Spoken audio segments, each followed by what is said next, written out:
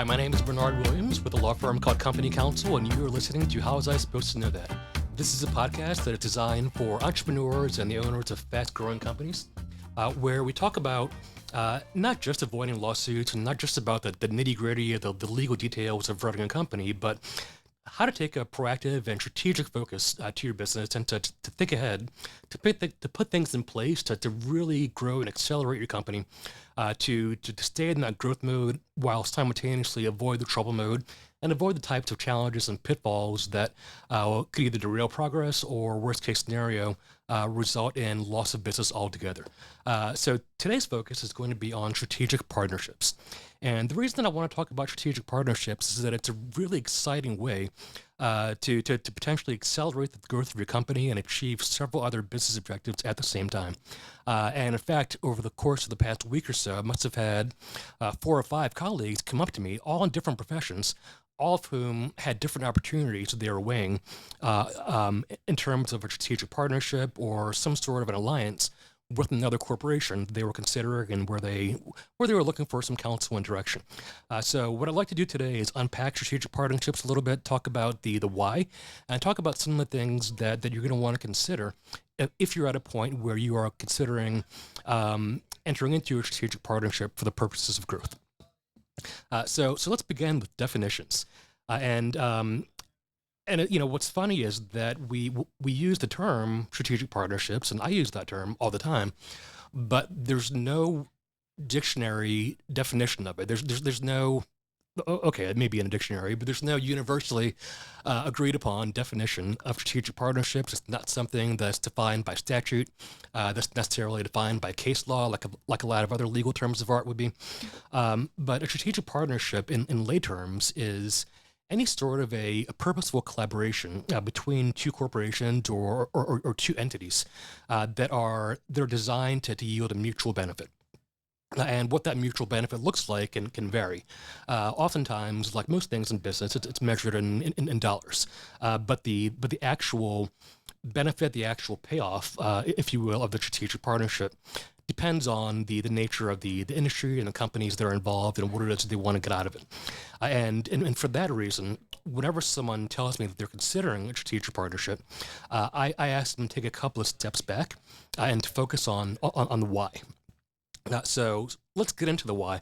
Let's talk about a few of the reasons why it might make sense for you as the owner of a fast growth company to engage in strategic partnership conversations. The first reason, and probably the one that I hear most frequently, is that it opens you up to bigger opportunities. A lot of the people that I work with are maybe they're solopreneurs, or if they're not solopreneurs, they're part of a very small, close-knit group of people in closely held companies, closely held businesses, and the staff tends to be pretty small by business standards. And that's great, and smaller companies can operate leanly, they can be more agile, and there's nothing wrong with having a small company. But the challenge is that oftentimes having a small company and having a small staff can be limiting in the amount of capacity that you have to take on bigger projects. Put differently, there are times when small companies are excluded from larger opportunities because that larger client or that prospect with that big opportunity doesn't have the confidence that you as a small company would have the bandwidth to be able to carry it through to completion.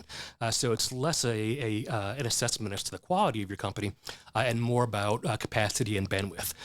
So what a lot of companies will do to avoid that criticism and to overcome that challenge is they'll say, all right, well, we'll take my small quality team and combine it with another quality team, maybe that's the same size or maybe even a little bit larger. And by combining forces, we'll have a larger quality team that we can use to put together joint proposals and to go after larger opportunities. So that chance to pursue larger opportunities and have a larger ability to win those matters is one reason that I hear frequently for people wanting to get into a strategic partnership.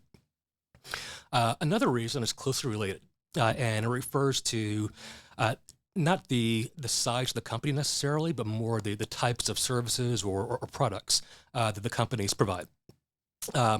diversification of the range of services that you're able to provide is one other reason why companies engage in strategic partnerships. And now, what this looks like typically is that you have two companies that are in complementary industries that provide complementary services that don't actually conflict and don't actually compete with each other. Examples of this might be, I've got one friend who owns a chiropractic practice. He's a chiropractor, but he doesn't do traditional relaxation massages. He entered into a strategic partnership with a masseuse who provides massage therapy, but it's not a chiropractor. So the two of them provide complementary services, and they may overlap to a degree, but by going into business together and going to market together, they're able to provide complementary services to their respective clientele, and they both win.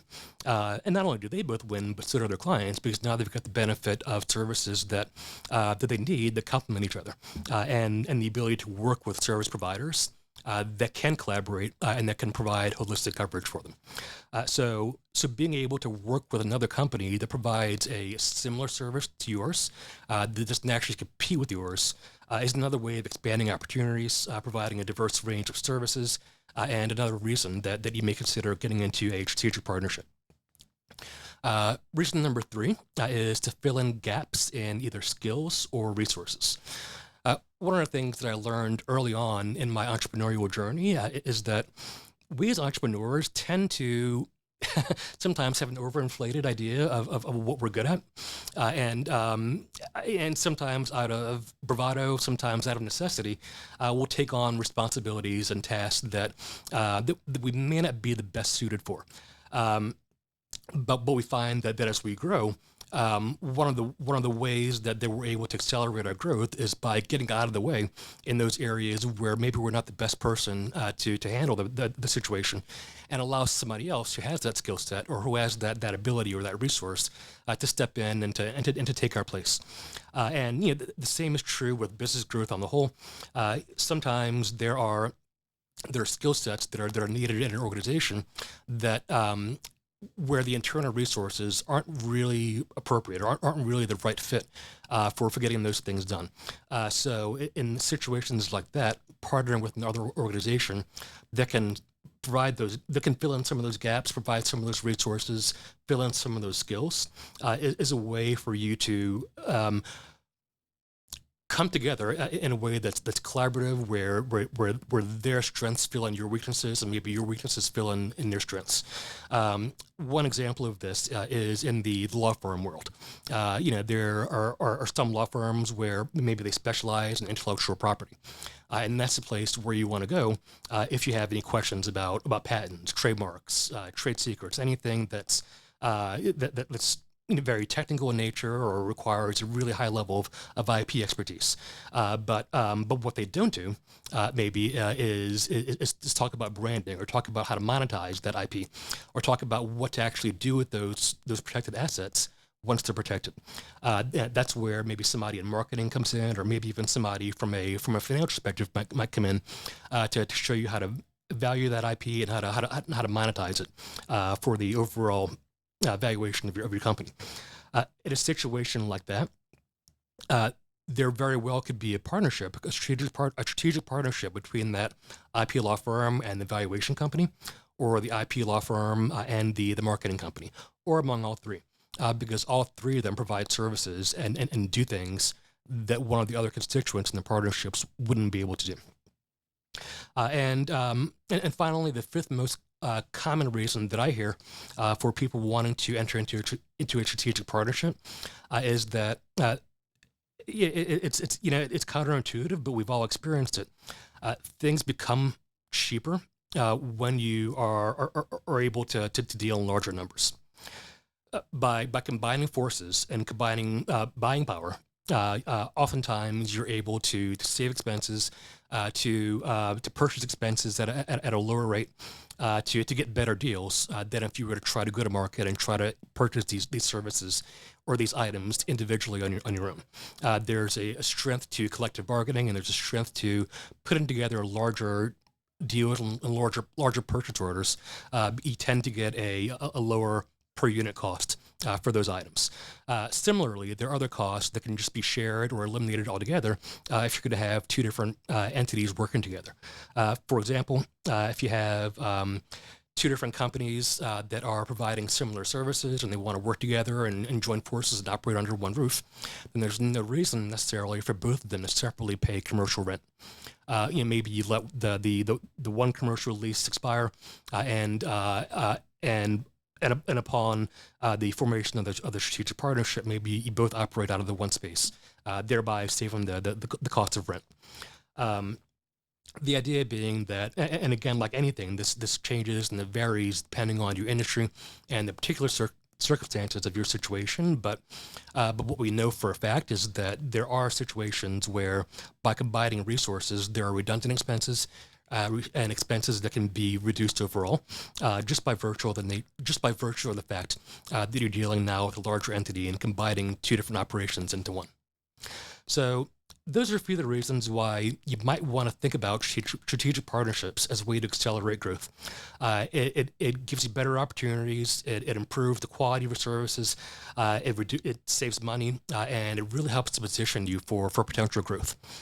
Now, there are reasons why not every strategic partnership is a success story, and we'll get into that in a later episode. But for today, what I wanted to leave you with is just some ideas to start you thinking about growing your company, growing your business, doing it strategically, and doing it in collaboration with another entity. If you have any questions, you can always reach me at bwilliams@companycounsel.law or 484-325-5660. This is Bernard Williams of Company Counsel, and this was How Was I Supposed to Know That?